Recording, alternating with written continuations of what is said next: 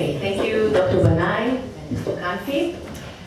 So we will move now to our second and third talks, which allow, as I said, a more profound understanding of collective memory in Israel, sort of the cultural DNA leading to these securitization practices that we heard, for example, in the first panel, and its nowadays manifestation as well as impact of collective memory on attitudes towards immigrant outgroups.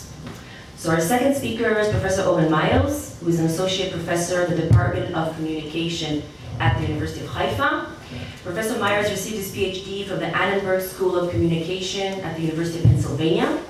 His research focuses on collective memory, popular culture, and journalistic practices and values. The title of his talk today is The Israelization of the Holocaust. Professor Meyers.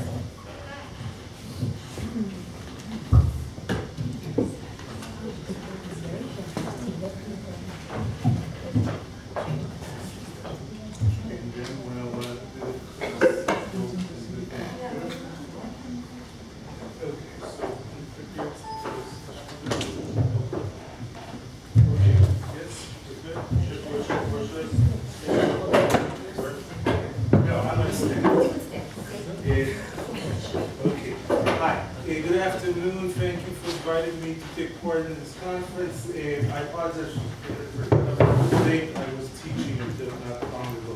Okay, so the title of my talk is The Israelization of the Holocaust. I understand that until now, I'm sure that by now you've heard a lot about collective memory, so just to be clear, what do we talk about when we talk about collective memory?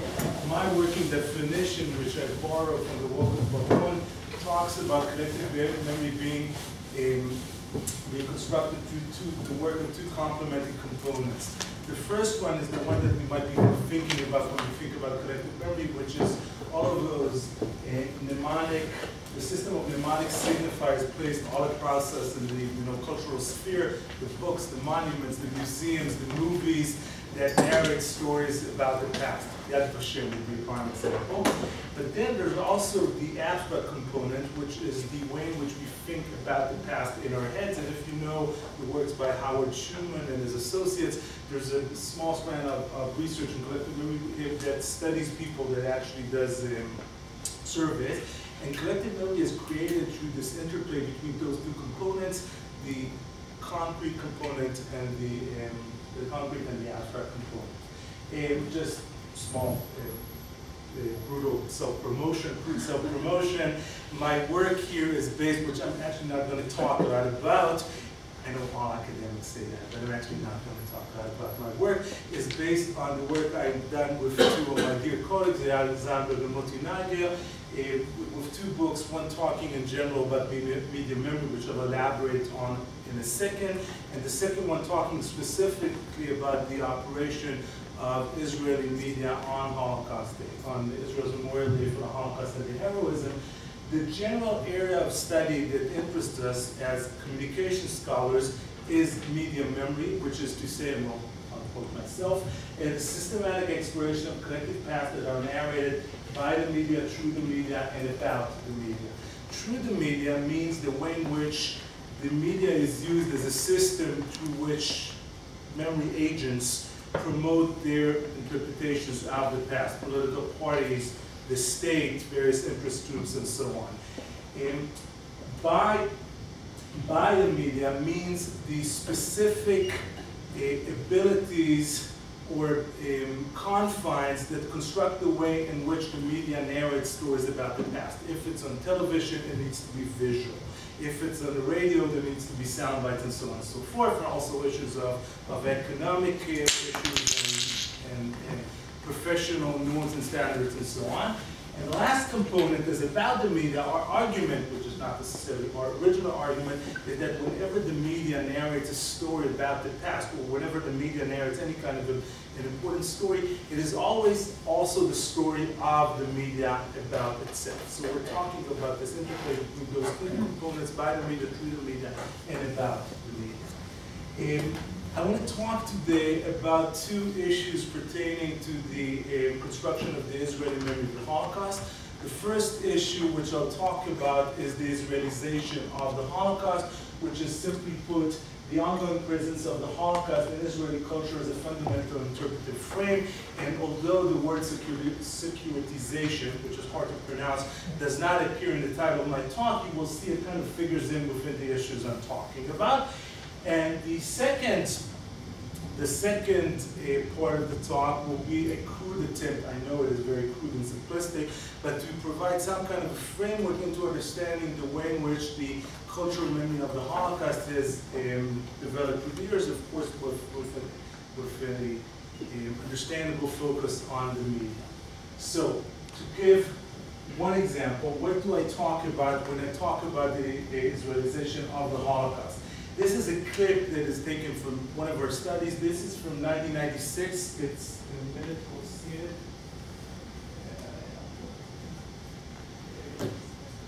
Yeah, so just open it and stop it. Just open it. No, yeah, is it open? Yeah, okay, just, no, stop it. Stop. Oh, we're giving it away. Stop it. Like that. Okay. Okay, so just a second, and we'll bring the volume just a bit slightly up. So this is, we've studied newscasts that were aired on Israel's Memorial Day to the Holocaust. This is from 1996, the end of Memorial Day. And what this specific Holocaust Day was taking place during a military operation in the north. So you see here, at the end of the day, on the evening, you see people observing the sirens. How many of you have been here on Israel's Memorial Day for the Holocaust? Of course, all of the Israelis, some of our guests. So there's the airing of the siren, and you see people standing, observing the ritual. And you see that I've seen all the broadcasts, you see them every year coming out of Holocaust Memorial Day, you see people, this collage of people standing. This time, there was this kind of conjunction between people standing and observing the ritual, and there was the actual airing of sirens, telling people to go to the air shelters, because those are the same sirens used for dual purposes. So you see, so let's see the short clip. This is the opening of the newscast. This is a military base, an Air Force base, people standing by the chopper. This is an air raid shelter in the northern town that was bombarded by Hezbollah. This is the center of Tel Aviv, where a terrorist attack took place not long before. And another northern town. And so you can see in a kind of an emblematic way, the way in which those sirens connect the now and then, and the heritage of the horrors of the Holocaust and the current security threats with the airing of the sirens, and seeing everybody observing them and obeying, being part of the military effort. So you see the connection between the here and now, and the there and then. Let's close and go back to the presentation. No, this one.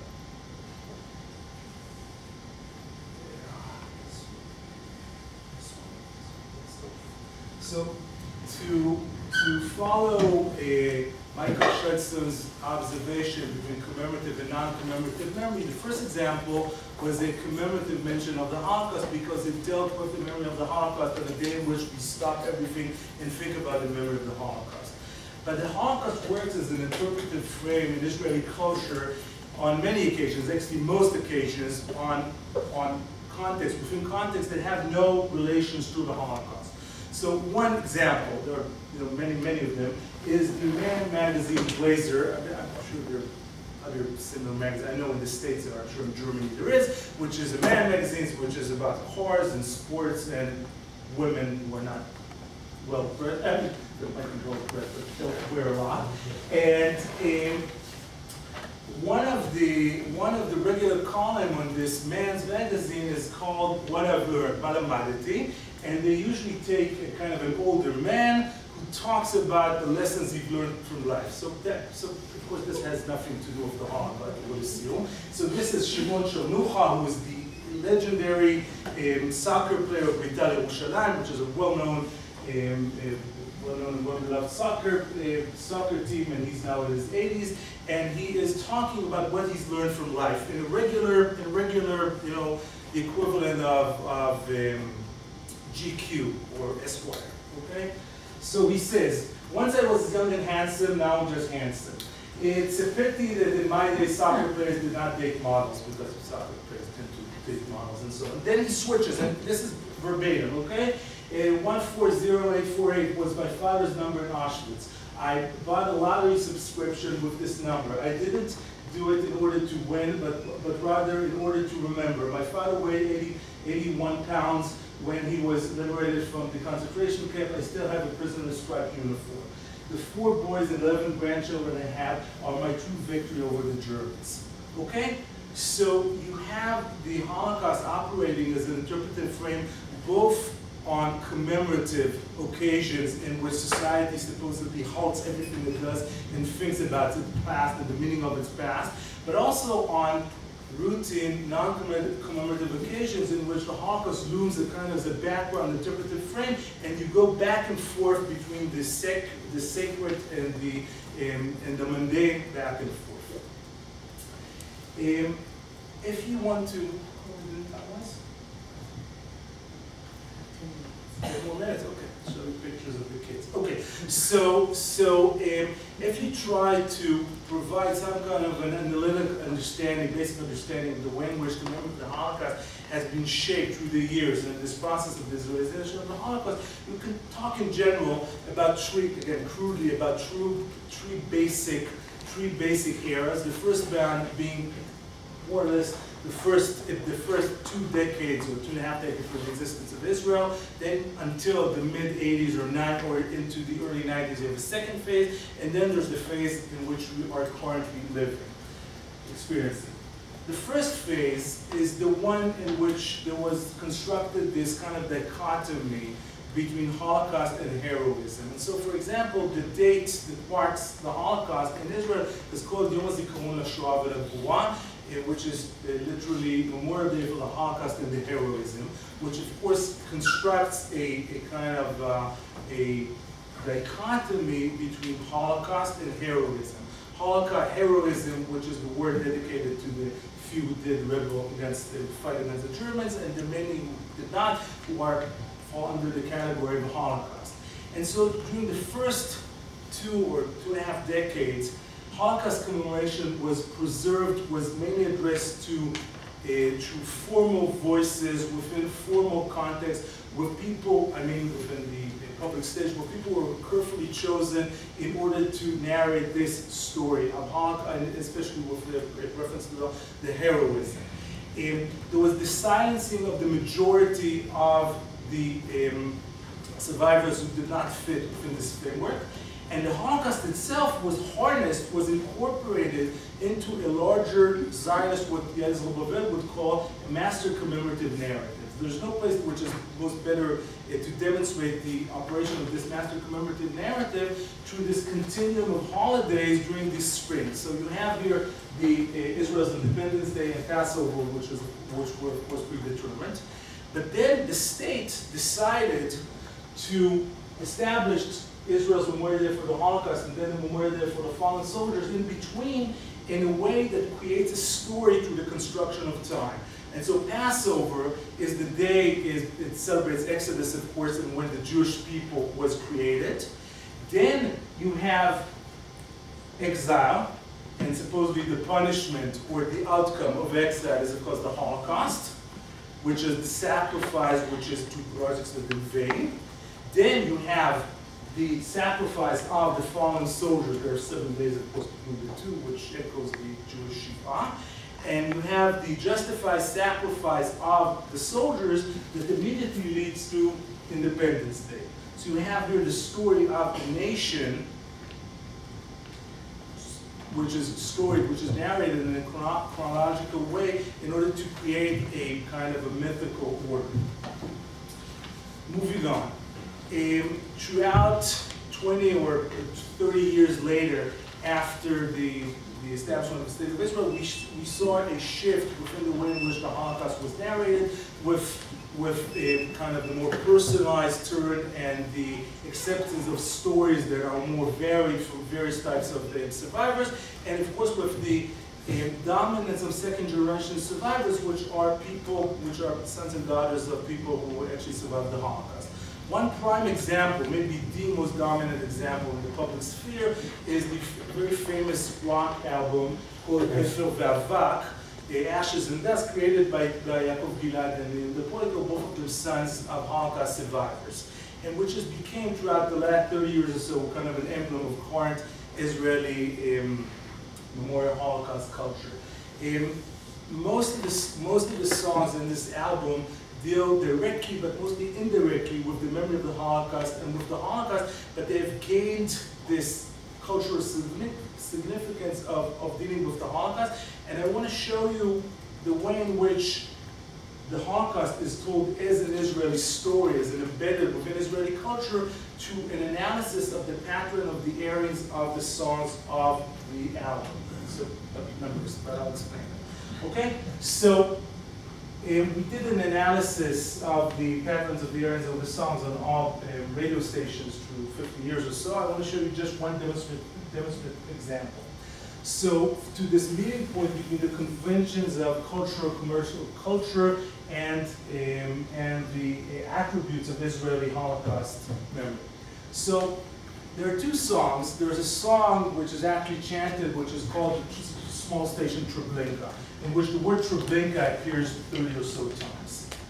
You cannot open the radio on a regular day and hear the word Treblinka 30 days. That's 30 times. There's, commercial radio just doesn't work this way. And so you can see that the only time on which you hear this song is on Israel's Memorial Day. And we've checked throughout all the years, there was one airing that was not on Holocaust. Israel's Holocaust Memorial Day is because someone pushed the button by mistaken. He meant to air another song, but they needed to pay the royalties. Then you have two other songs that are called The Window to the Mediterranean and A Song After the Rain, which are about the experiences of survivors that allude to the memory of the Holocaust, but not in such a direct manner. You see that those two songs are aired on April, on Holocaust Memorial Day, but A Song After the Rain is aired on February and other months, November, and A Window to the Mediterranean is aired in many cases during July, during the summer. Because those songs have gained meaning that goes beyond the memory of the Holocaust, and so A Song After the Rain is aired after it rains, we've checked. And A Window to the Mediterranean has gained the meaning of being a summer song. So it's A Window to the Mediterranean, it's about the sea, so it's aired on July. So those are the two extremes of the spectrum. But what's most interesting is what happened to the song Ashes and Dust that has become this emblem of current Israeli memory of the Holocaust. Of course, you have many airings on Israel's Memorial Day, but then you see another peak here on October. And speaking about securitization discourse, what happened on October is that there was a kidnapping of an Israeli soldier and a failed rescue attempt, and one of the first bombings of buses in which dozens of people were murdered. And so whenever there's such a security threat, there's more of a tendency to air this song, which is fundamentally about the memory of the Holocaust, but gains now a new meaning and kind of connects the issue of current security threats of the memory of the Holocaust. Yeah, I see I'm running over time. So, okay, there's a wonderful clip we won't be able to see. 3 minutes? 2 minutes? Yeah, 2 minutes. Okay, so just, you'll enjoy it. So, if we're talking about the last two decades or so, you see varied ways in which the memory of the Holocaust has developed. The first one being, the ongoing institutionalization of the memory of the Holocaust, with the famous photograph I'm sure many of you are acquainted with, of the Israeli jets going over Birkenau, which to a large extent, speaking about securitization, continues the patterns of Israeli memory of the Holocaust, this distinction between the Holocaust and heroism. But what also happens is this growing criticism regarding institutionalized Israeli Holocaust discourse, and I want to show you one short clip from a a sketch show. It's kind of an equivalent of SNL called the Hamishiyat Kamerit, the Chamber Quintet, and it takes place, the Israelis are already laughing, it supposedly takes place in the World Athletic Championship Athletics in Stuttgart. Okay, note it's in Stuttgart, so should we put it? Let's 3.5. With translation, but mostly in English.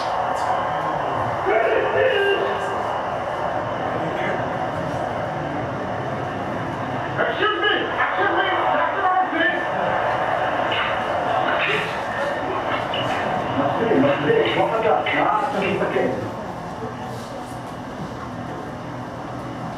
Hello and good evening. We are from the Israeli delegation, and we wanted to ask for a favor.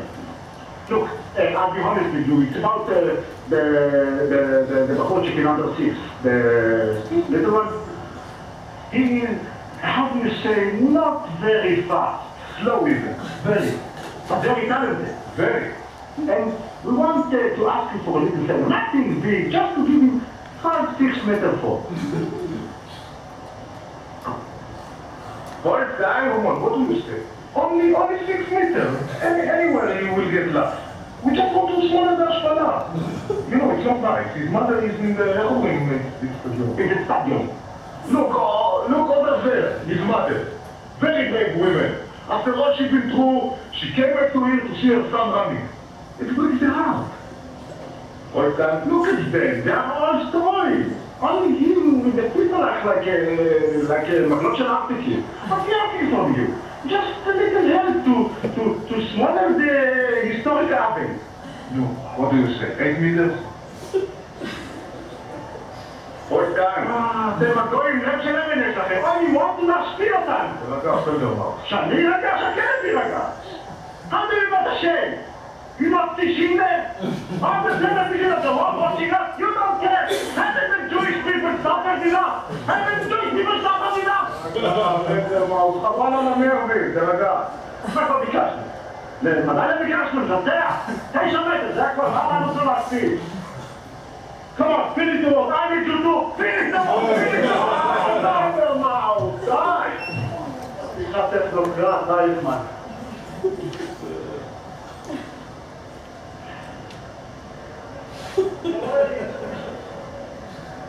I'm sorry, guys.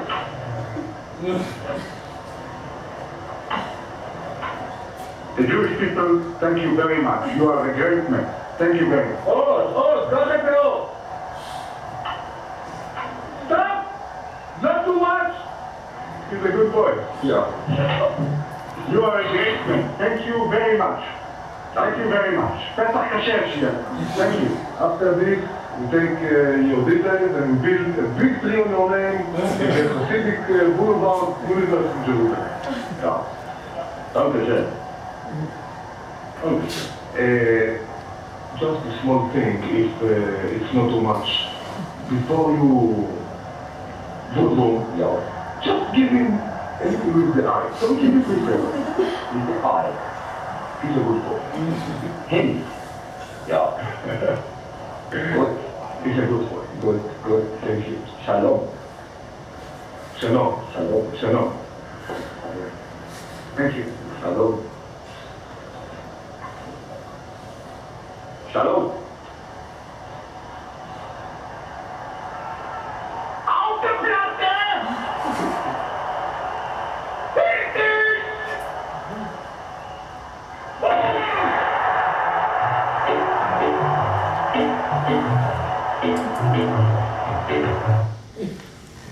If you want, we can discuss the clip later. Thank you very much.